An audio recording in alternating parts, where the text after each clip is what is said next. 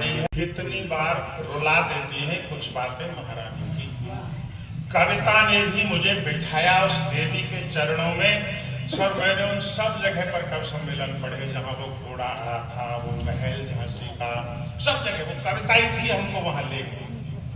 कविता ने भी मुझे बिठाया उस देवी के चरणों में और पढ़ा है खूब सुभद्रा के ऊंचे उद्धरणों में। जिस नाले के पास क्रांति का घोड़ा आकर खड़ा हुआ और किले की प्राचीरों में जिसका बचपन बड़ा हुआ, जिस जिस पत्थर पर रानी के पावन चरण पड़े होंगे, उनकी परतों को देखो कितने इतिहास जड़े हैं।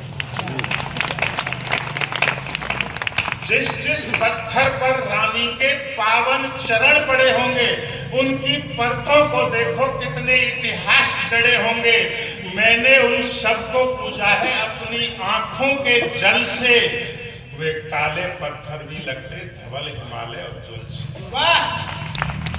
लेकिन कुछ बातें ऐसी हैं अब तक समझ नहीं पाया और प्रकृति का नियम हमारी बिल्कुल समझ नहीं आया।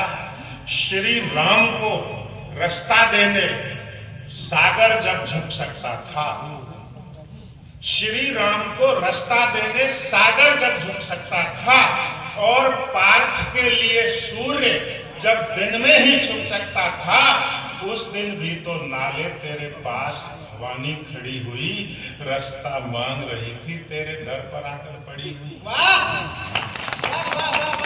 उस दिन भी तो नाले तेरे पास भवानी खड़ी हुई, रास्ता मांग रही थी, तेरे दर पर आकर पड़ी हुई।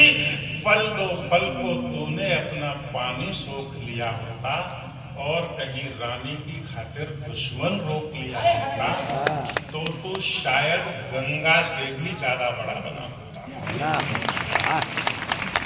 तो तू शायद गंगा से भी ज्यादा बड़ा बना होता और गुलामी अधिक दिनों तक अपना देश नहीं ढूंढता। चलिए साहब, नाला कुछ नहीं कर पाया तो संसार में दो घोड़ों के सामने ये परिस्थितियां आई थी। एक घोड़ा महाराणा प्रताप का, दूसरा घोड़ा महारानी झांसी का।